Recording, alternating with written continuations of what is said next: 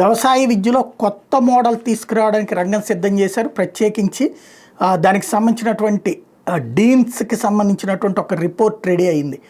Especially దేశవ్యాప్తంగా ప్రభుత్వ private విద్యా సంస్థలో ఒకే రకమైన విద్యాబోధన తీసుకురావాలనే లక్ష్యంతో ICAR 2021 ఏర్పాటు చేసిన 6వ డీన్స్ కమిటీ తన నివేదికను సమర్పించింది. దీని ప్రకారం నూతన విద్యా విధానం ప్రకారం కాలేజీలో చేరిన విద్యార్థుల్లో బెరుకును పోగొట్టి వివిధ కోర్సుల మీద అవగాహన కల్పించడం, విద్యార్థులకి మధ్య తారతమ్యాలు తొలగించేందుకు తొలుత 2 వారాల పాటు దీక్షారంభం నిర్వహిస్తారు. వ్యవసాయ కోర్సులలో తొలి 2 ఏళ్లు నిర్దేశించిన ప్రాథమిక కోర్సుల బోధనతో పాటు నైపుణ్యాభివృద్ధి కోర్సుల్లో శిక్షణ ఇస్తారు.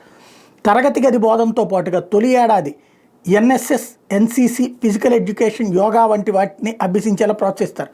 3వ ఏడాది పూర్తిగా వ్యవసాయ శాస్త్రానికి చెందిన కోర్సులు బోధిస్తారు. 4వ ఏడాదిలో ఎంపిక చేసిన కోర్సుల్లో విద్యాబోధన సాగిస్తారు. 8వ సెమిస్టర్లో ఇండస్ట్రియల్ అటాచ్మెంట్ అనుభవంతో కూడిన బోధన, hand and training, project work, ఇంటర్న్షిప్కు ప్రాధాన్యత ఇస్తారు. 4వ ఏడాది వ్యవసాయ అనుబంధ శాస్త్రాలతో పాటు 10 ఆన్లైన్ కోర్సులు నేర్చుకునే వెసులుబాటు కల్పిస్తారు. పైగా 4 ఏళ్ల కోర్సులో ప్రయోగాత్మక అంశాలు నేర్చుకోవడానికి 60% సమయాన్ని కేటాయిస్తారు.